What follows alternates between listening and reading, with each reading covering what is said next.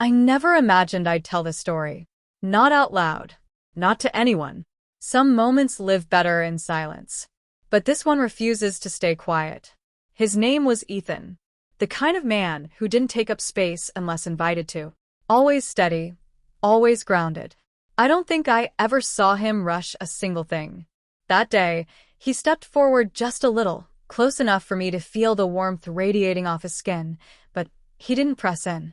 I leaned back until I was against the counter, still holding the space between us like a breath I hadn't exhaled.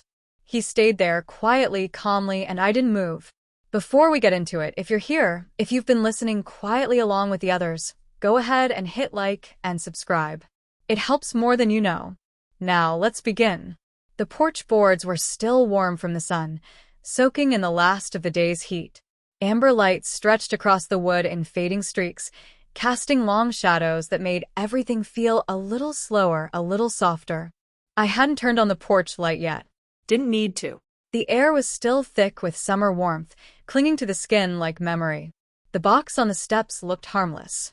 Just cardboard. Plain. But I felt something stir the moment I saw Ethan crouch beside it. Worn work boots. Plain white tee stretched just right across his shoulders. That easy, half-cocked grin I'd seen a dozen times before. It wasn't anything special, and yet somehow, it was everything. I leaned in the doorway, arms crossed, watching him like I always did, half curious, half aware of the pull I'd been pretending not to notice. "Since you're already down there," I said, more teasing than serious. "Mind bringing it in for me?" He looked up, raising one eyebrow. Not annoyed, just amused, maybe a little intrigued. He didn't answer right away, just waited. I didn't explain.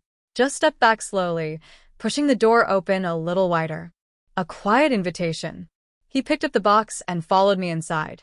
As he passed, his shoulder brushed mine, casual, but not careless.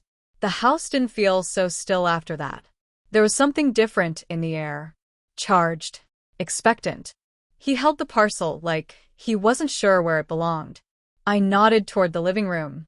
He walked ahead, and I followed, my footsteps light behind his.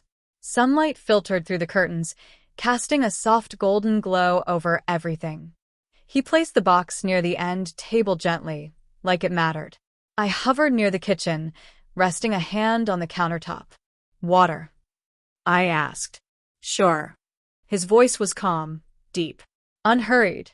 I could feel him watching me as I moved. The hem of my sundress swayed with each step, skimming just above my knees. I leaned forward to open the fridge.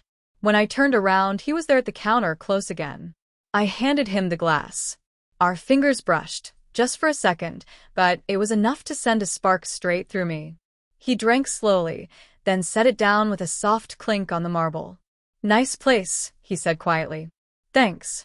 I leaned back against the counter, resting my hands behind me. "You in a rush today?" He shook his head, lips curling into a small smile.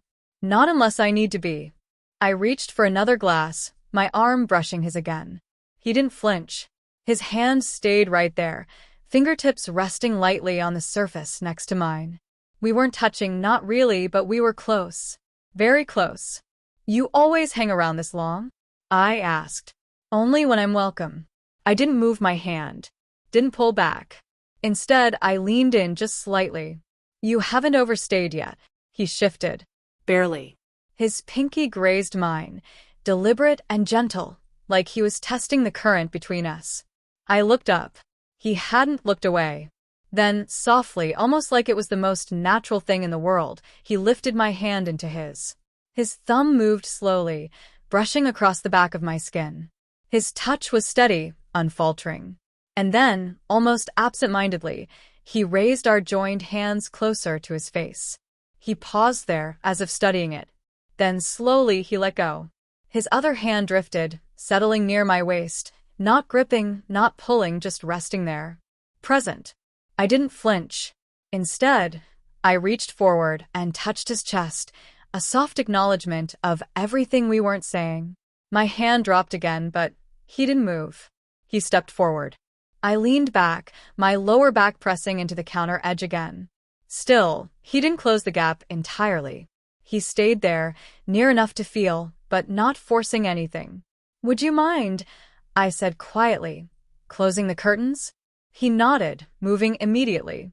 As he crossed the room, I touched the necklace at my throat, grounding myself in the moment, letting the hush between us fill the air like a warm tide. When I turned back from the window, I was stepping forward without even realizing it. The pendant slipped from my fingers as my hand lifted, resting near his collarbone. We were close now. Closer than before. Our lips met. There was nothing rushed about it. No hesitation, no firework explosion. Just a quiet understanding. A deep breath finally exhaled. His hand found my shoulder. I responded in kind, fingers splaying against his chest. He pulled back just a little. I didn't say anything. Neither did he. But we both knew. He glanced toward the counter. Then back at me. I nodded. That was all he needed. Slowly, he stepped forward, his hands finding my hips as he lifted me gently up onto the edge of the counter. The motion was smooth, certain. My knees brushed against his sides, and I felt the strength beneath his stillness. I raised my hand, fingers grazing his cheek to draw his gaze back to mine. Our second kiss was deeper, more certain. This time, we weren't discovering, we were declaring. His hand stayed near my waist, firm, anchoring. Mine rested on his shoulder. The room, the world, everything else melted away. The hush wasn't empty. It was full of everything we'd felt but hadn't said. And now didn't need to. He pulled back again, just a breath. His eyes met mine. I gave another small nod. He helped me down from the counter slowly, gently, as if I were something fragile, something worth holding with care. We didn't separate. We just shifted, still within each other's gravity. Together, we walked toward the living room. Bare feet. Quiet steps. The silence held everything. We sat side by side on the couch. The cushions dipped slightly beneath our weight. His thigh pressed gently against mine. Not invasive. Just there. I looked at him again. The moment hadn't passed. It lingered between us like warm air in the aftermath of a summer storm. I reached for his shoulder, fingers curling gently. He leaned in. No urgency. No rush to take it further. Just presence. Just the feeling of being seen, known, wanted. A sound slipped from me, soft, surprised, like I hadn't realized how deeply this all lived beneath my skin until now. His hand found mine again, and this time it stayed there. Light. Easy. No pressure. Just a quiet promise. And in that quiet room, we didn't say another word.